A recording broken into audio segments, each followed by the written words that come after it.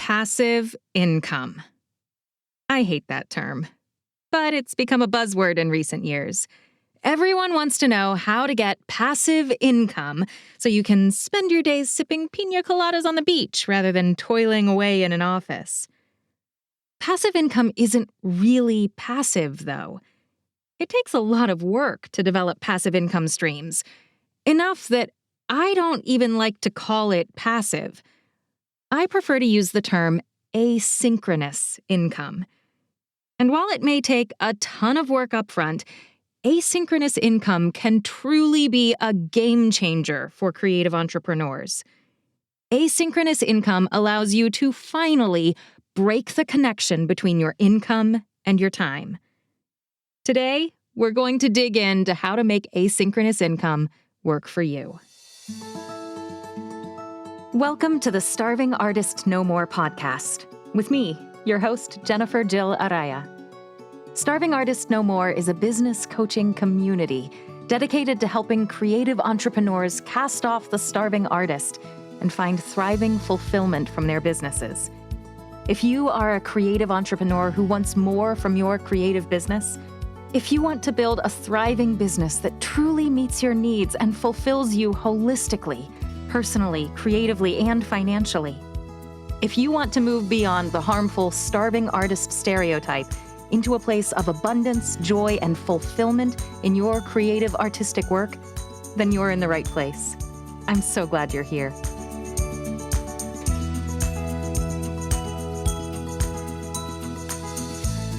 Hi there, thriving artists. Welcome to episode number 8 of the Starving Artist No More podcast.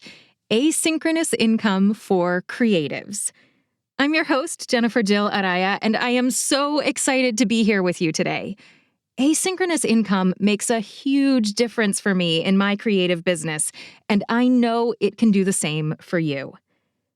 This episode about asynchronous income is the 4th and final part of a 4-part series about the connection between time and income in creative businesses. If you've not listened to the first 3 episodes in this series, I highly recommend you pause this episode and go back to listen to the episodes in this series in order. The first episode in the series, which is episode number 5 of this podcast, lays out a lot of the foundational mindset principles that will help you understand why it's so important to have a good handle on your business finances. The second episode in the series, episode number 6 of the podcast, is all about what it means to pay yourself first and how to do that in practical terms. Paying yourself first is step number 1 of breaking the connection between time and income in your business. Paying yourself first allows your business finances to become a well-managed resource, allowing you to feel like you have more income because your money is being used so efficiently. The next episode in the series, episode number 7 of this podcast, discusses your creative and financial sweet spot, step number 2 of separating your time from your income. Your creative and financial sweet spot is the creative area within your business where you are both paid your absolute best rates for the work you do and doing your absolute best, most creative, and most innovative work on every project. Focusing all your efforts on getting more work in this sweet spot, allowing you to work within that space as often as possible, will begin to raise your income over time as you're paid your highest rates for more and more of your work time. And that brings us to step number 3 of the process and the topic of today's episode: developing asynchronous income streams. If you've been following along this whole podcast series with me, and if you've begun the process of putting the first 2 steps into action, as you apply those processes in your creative business day after day and week after week and month after month, you will gradually see a bit of extra time margin develop in your work schedule, thanks to steps 1 and 2, paying yourself first and working within your creative and financial sweet spot. Use that extra time to apply your creativity to the development of asynchronous income streams that will pay you over time into the future, which is step number 3. If you have questions about this entire process of separating your income from your time, a great resource is available for you for free on my website, starvingartistnomore.com. Just go to my website and you can download a free guide titled Say Goodbye to Feast or Famine: 3 Financial Must-Haves for Creative Entrepreneurs. The 4 episodes in this podcast series are loosely based on that guide, and it's a great place to go if you have questions about any of the steps I just outlined for you. Just visit starvingartistnomore.com and fill out the contact form. Okay, let's dive on into the topic of today's episode: asynchronous income, or what other people call passive income. This, to me, is the most exciting part of the whole process of separating your income from your time. As I mentioned in the intro to this episode, passive income has become a bit of a buzzword in recent years. And there are so many gurus and self-proclaimed experts out there who go on at length about all these easy ways to make money, to develop passive income. And part of the reason I have such a problem with the term passive income is that association with those kind of icky experts. I don't want to be associated with those people or their selling heavy ideas in any way. The other problem, and really the main problem I have with the term passive income, is that it is misleading. Passive income is not actually passive. I gave you the definitions of passive and asynchronous in the first episode of this podcast series, but I'm going to give those definitions to you again because words matter, and how we use words matter. Or maybe that's just the audiobook narrator in me coming out. But at any rate, Merriam-Webster defines passive income as business activity in which the investor does not actively participate in the generation of income. But that is a fantasy. There is no business activity that doesn't require some work from the investor at some point in the process.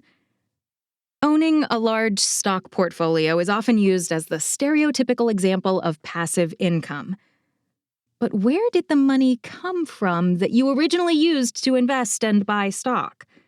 Unless you're wealthy by inheritance, you had to work to come up with that initial investment. You have to work to build an income stream that will bear returns, that will pay you gradually over time. You have to make an initial investment. There is no easy money. Passive income requires a lot of work. You just aren't paid at the time that you do the work. And because of that, because passive income isn't actually passive, and because it pays you at a time separate from when you do the work, I much prefer the term asynchronous income.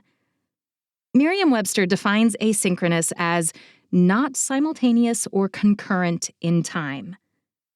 Asynchronous income is income where you put in the work up front and are then paid for that work over time, hopefully at a rate much higher than your normal. You do the work, and then you get paid for that work on a recurring basis into the future. Anytime you do work that will continue paying you far into the future, you are building your asynchronous income. The really good thing about what others call passive income and what I call asynchronous income, and why it can be such a game changer for creative entrepreneurs, is that with asynchronous income, the potential for returns is drastically higher than for your regular income. Asynchronous income has the possibility of paying you tens, hundreds, or even thousands of times more for your initial investment of time or money than your regular work does. As an audiobook narrator, I narrate books for authors and publishers and production houses under 2 very different contract structures. The first is called PFH, which stands for per finished hour. Most of my work is PFH. And for those books, I am paid a flat rate based on how long the book is. If a book is 5 hours long, I'll be paid 5 times my finished hour rate. I won't be paid less than that, but I also won't be paid more than that. I get my fee, and then I'm done. I have no rights to the book once I do my job and get paid my rate. I don't get paid extra if the book sells super well. I just get my normal finished hour rate. This is regular old income that comes in as a result of me selling my creative energy. If I'm not in my booth recording, I don't get paid. Within what the market and my experience will allow, I can raise my PFH rate, the amount I get paid for every finished hour of audio. But under PFH contracts, my income is directly tied to my time. The other contract type I work under is called RS, or royalty share. In a royalty share contract, I am not paid up front, or at least not paid very much up front.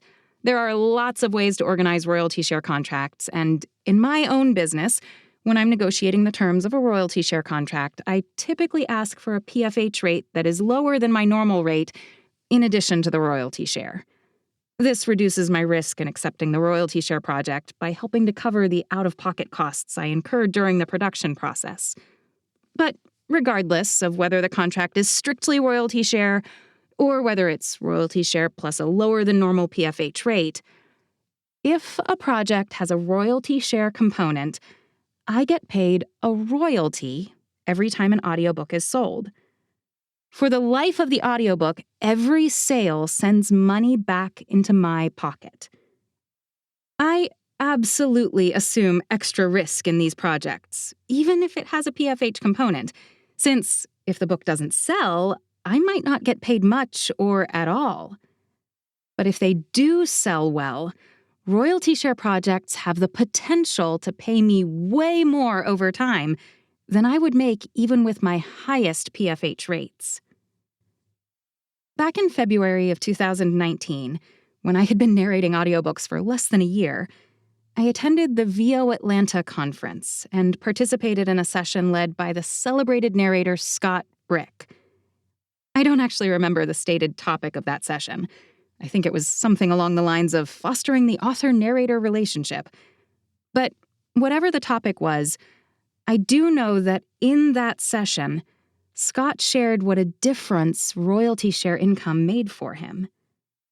Many years before, Scott was diagnosed with cancer and had to take almost a year off from work while he was undergoing treatment. For most creative entrepreneurs I know, this kind of personal tragedy would be made immeasurably worse by the financial disaster that would result. Typically, when a creative entrepreneur isn't able to work, they also have zero income. But because Scott has a healthy portfolio of royalty share projects, he didn't have to worry. His royalty share books paid his bills for that year, taking away the financial stresses and allowing him to focus on healing and getting better, which thankfully he has. I knew right then, in that session, that I wanted to follow Scott's example and make royalty share income a part of my new audiobook narration business. In an effort at transparency, and to tell you just how much of a difference asynchronous income can make for you, I want to be open and share that, as of the time I'm recording this episode in late December 2022, my portfolio of royalty share projects typically pays me between $1,000 and $2,000 every month. It varies by month, but I can reliably count on at least $1,000 coming in every month, and often as much as $2,000. Some of the royalty share projects I've accepted have been duds and will never end up making me back my regular PFH rate. But because I am very selective about the royalty share projects I accept, and I do extensive research before even offering to work with an author on a royalty share basis, and then I do even more research before actually signing the royalty share contract, most of my royalty share projects will, over time, end up paying me far in excess of my normal rate. I wasn't paid much or anything at the time of doing the work, when I actually recorded the audiobook. But these projects pay me asynchronously, putting income into my bank account every month going forward into the future. Because I know I will have money coming in every month, regardless of whether or not I'm actually recording every workday of a given month, I have a bit of financial margin. My asynchronous income royalty share projects smooth out the feast or famine cycle in my business and make my income more predictable. This is an incredible feeling of security for me, as it is for any entrepreneur. It is especially an amazing feeling for creative entrepreneurs who are so often plagued by nausea-inducing feast or famine cycles in their business income. Now, again, in the interest of full transparency, I do want to let you know that the vast majority of my audiobooks are PFH contracts, not royalty share. In 2022, I recorded 63 audiobooks, and only 8 of them were royalty share contracts. Of the over 300 audiobooks I have narrated since I started working in audiobooks in 2018, I have about 45 books in my royalty share portfolio, approximately 15% of my total catalog of audiobook narration work.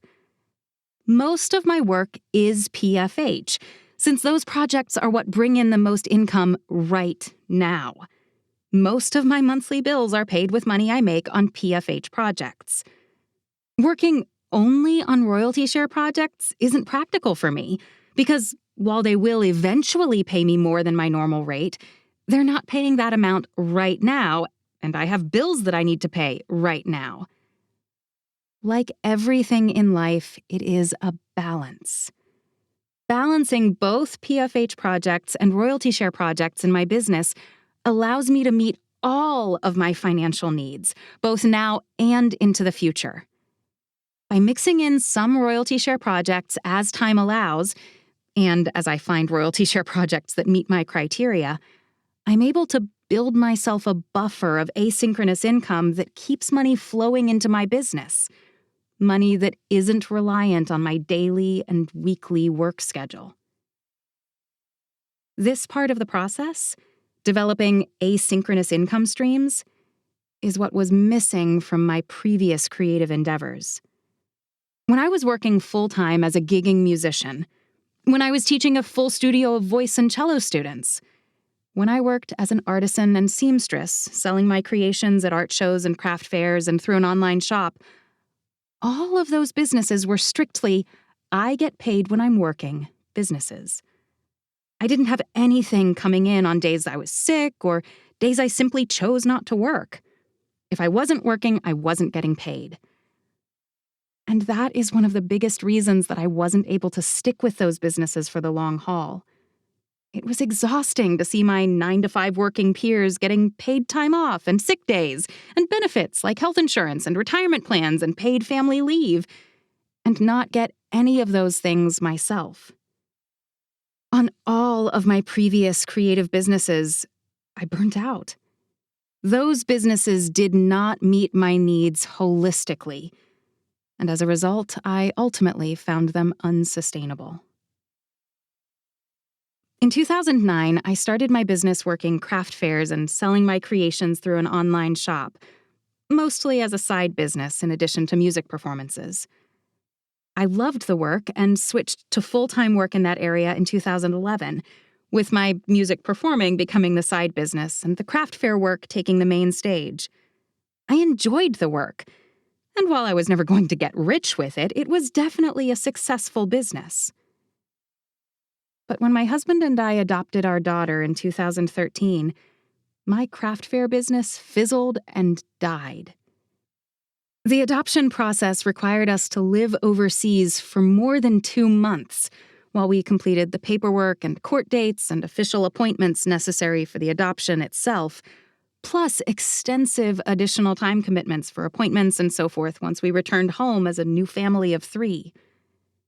My husband had a 9-to-5 job working for a large company, so he got FMLA time, or Family Medical Leave Act time, away from his job for us to complete the adoption process. But I did not get FMLA time. As a self-employed artisan who had never set up asynchronous income streams, who had never even really considered asynchronous income streams, I had nothing. When we got on the plane for that adoption trip, I ceased bringing in any income in my craft fair business. I wasn't working, so I wasn't getting paid. I hadn't set myself or my business up for success when the bumps of life hit, and I needed to take time off to handle personal or family commitments. A few months before we left for the adoption trip, I stopped applying to future craft fairs and art shows, since I wasn't sure when we would be back in the US and when I would be able to participate in shows again. 2 weeks before we left for the adoption trip, I put up an away message on my online shop so no new orders would come in, and I never took it down. My days working as an artisan were over. That business did not give me what I needed personally. It didn't fulfill me personally. And as a result, I walked away from it. I didn't know about asynchronous income at the time, but looking back, if I had been able to develop asynchronous income streams for myself in that business before we left for that adoption trip, I would still probably be doing it today. I enjoyed the work and found it very creatively fulfilling. It wasn't as financially rewarding as my current audiobook work, but it certainly wasn't financially unfulfilling. It did fulfill me creatively and financially, but it didn't fulfill me personally. It didn't give me the time I needed for my family and for my personal needs, and so I walked away. That is the difference that asynchronous income can make. Asynchronous income can give you the margin you need to be present in your personal life and not spend every minute working to sell your creative energy. Honestly, it's pretty incredible. So, what are some options for you to develop asynchronous income streams? I've already talked about royalty share projects as asynchronous income for audiobook narrators, but what if you're not an audiobook narrator? Or if you are an audiobook narrator but simply don't want to pursue royalty share? Because I will admit that royalty share projects do take a lot of upfront research and work and time to make sure you're signing on to a good royalty share project. And even then, even when you do all that due diligence, you'll still get some duds. What are some asynchronous options for you?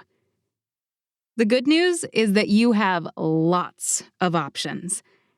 I'm going to talk about several specific asynchronous income possibilities in detail, but these are far from the only opportunities available for you.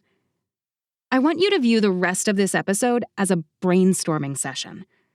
As I talk about each asynchronous income possibility, use it as a launch pad to jumpstart your dreaming. Expand your concept of what is possible. You are a creative, so use your creativity to find the asynchronous income opportunities that are right for you and your business. You can do this. Let's first start with the asynchronous income stream that I've already talked about at length: royalties. As I've already mentioned, this is where my asynchronous income comes from right now, and I am always looking for ways to add more audiobook royalty income to my bottom line. One of my primary business goals for 2023, in fact, is to increase my royalty income. I've already signed on to narrate a new royalty share series beginning in January of 2023, meaning I will be narrating at least 9 royalty share books in 2023. I'm also working on expanding my royalty income by publishing 6 public domain audiobooks in the next calendar year. I am very excited about all of these new royalty-generating projects. Royalties are great, and royalty income can be pursued by artists working within any creative industry, not just in audiobooks. Royalties apply to books, ebooks, audiobooks, music, prints, or reproductions of visual or photographic art. Anything that you can create once and sell multiple times, earning a percentage of the sale price each time it is sold. Merriam-Webster defines royalty as a payment to an author or composer for each copy of a work sold, or to an inventor for each item sold under a patent. And that's a pretty good description of how it works.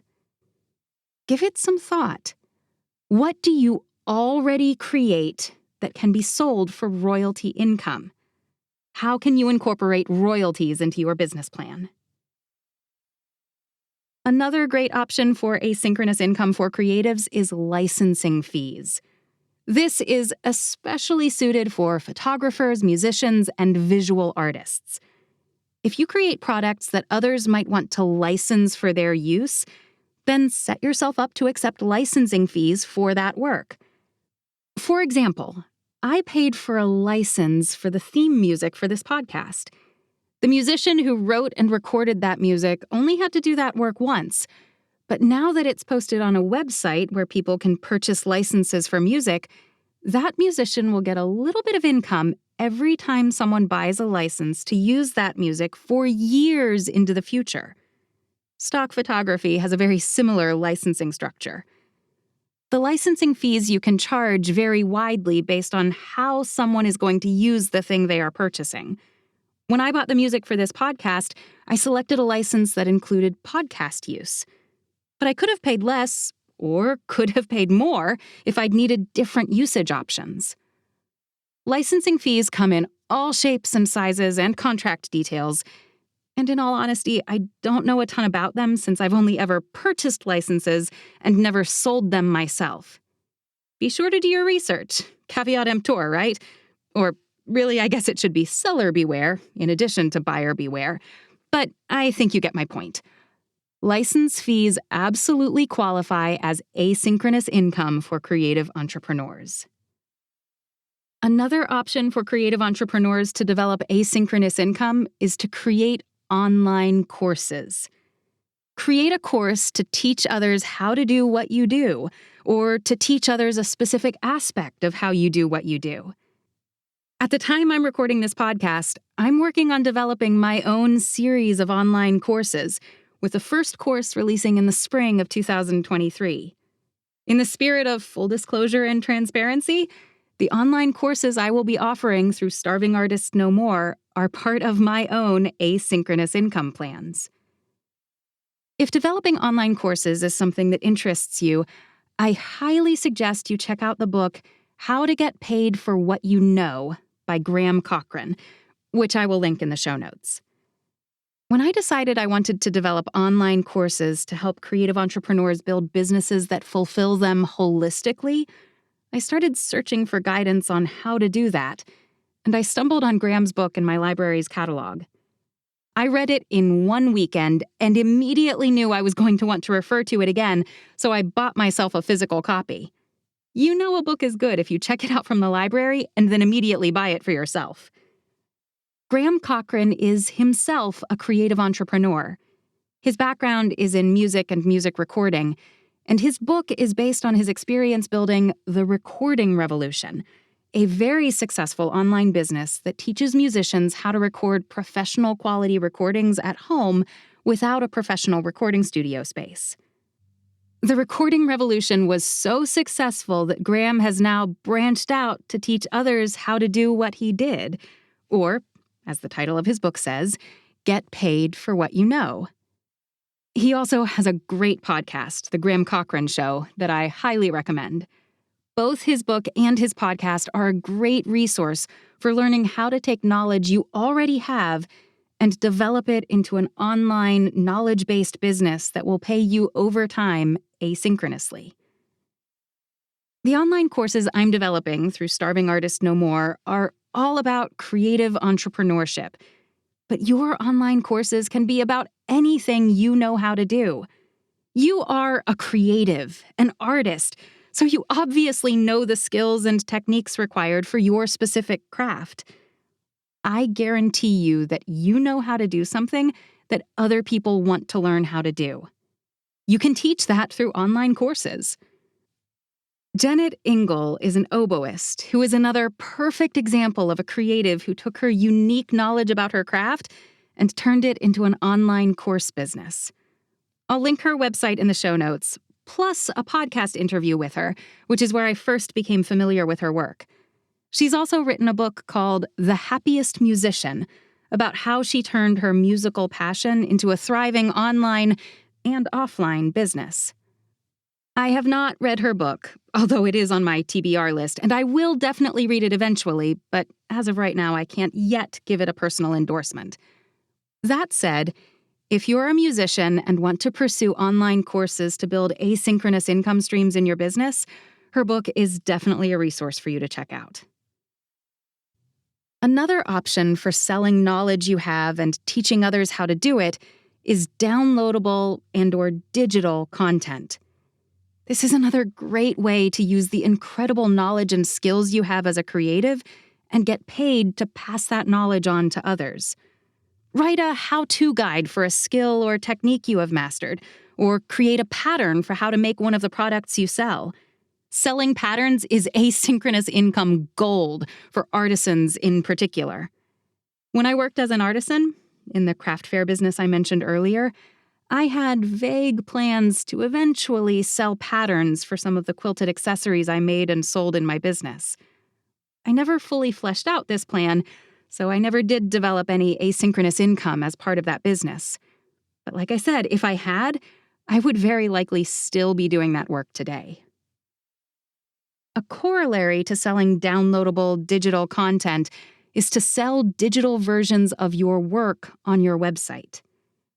This idea is a bit different from royalties in that you can sell your work directly from your website, meaning you keep all of the proceeds, not just a royalty percentage. This idea is perfect if your work has a visual or audio component and if you own all the rights to that work. Photographers and painters can sell digital prints. Musicians can sell digital albums. Authors and audiobook narrators can sell digital books and/or audiobooks. If you set up the selling platform on your website, meaning that you are selling directly to your customers, you get to keep all of the sales price. As a result, you don't need to sell nearly as many copies of your work as if you're selling on someone else's platform and thereby only getting paid in royalties. Having control of your own shop interface can be a very powerful asynchronous income tool. Online self-funding platforms provide another opportunity for asynchronous income for creatives. This is not an option I've ever explored myself, but I know a lot of authors, visual artists, and musicians in particular do very well using services like Patreon and Buy Me a Coffee to build online communities of fans who will gladly pay to support the artists they love and to get a bit of extra access to them. I recently interacted with a few narrators who have made online self-funding a huge part of their business model with incredible success. Joe Arden is one example of an audiobook narrator who has a lively and supportive Patreon community. He has absolutely made the platform work for him. This past September, Joe and I were both attending narrators at the Authors in the Bluegrass Book Con. I was amazed at how many of Joe's Patreon supporters traveled from literally all over the world to attend the con and have the chance to spend time with Joe in person. It is possible to build an incredible community of fans and supporters through self-funding platforms. These platforms have the potential to provide not only a thriving asynchronous income stream, but also a powerful connection to your audience. These are just a few of the nearly infinite options available to you as a creative for you to develop asynchronous income. The Say Goodbye to Feast or Famine guide on my website has a few more ideas beyond the ones I've mentioned in this episode. Another good resource to get your brainstorming juices flowing is the book How to Make Money While You Are Sleeping by the photographer Rick Salmon, which I will link in the show notes. This book is written for photographers, but almost all of the ideas in the book are applicable to any creative entrepreneur, regardless of your specific discipline or creative industry. I am not a photographer, but I read this book and found it full of helpful ideas to jumpstart my own asynchronous income brainstorming process. And that is actually where you will find the best ideas that will work for your business. Your own brainstorming and creative thinking. You're a creative, so use that creativity. All of the ideas and suggestions I've mentioned in this episode are just that, ideas and suggestions. Only you can know what is the right path to asynchronous income for you and your creative business. And chances are that you'll need to pursue several different asynchronous income streams to really have a robust and healthy flow of asynchronous income every month. Just like I'm working to develop both my royalty share income and my online course income, rather than relying on one or the other. The more sources of income you have, asynchronous and otherwise, the more insulated your business will be from the feast or famine cycle, the ups and downs in income that occur in every business. Every step that you can take to smooth out the income roller coaster is one step toward giving your business long-term viability, which will keep you living your most fulfilling creative life to the very best of your abilities for years into the future. Use these asynchronous income ideas as a launching point. Apply your creative problem-solving skills, the very same skills that make you the incredible artist that you are. Search out asynchronous income streams that suit you and your craft. Invest the time to build a business that will support you day in and day out, that will give you the time and space you need to be a whole creative, a whole person. A business that will support you holistically, personally, creatively, and financially. I know you can do it.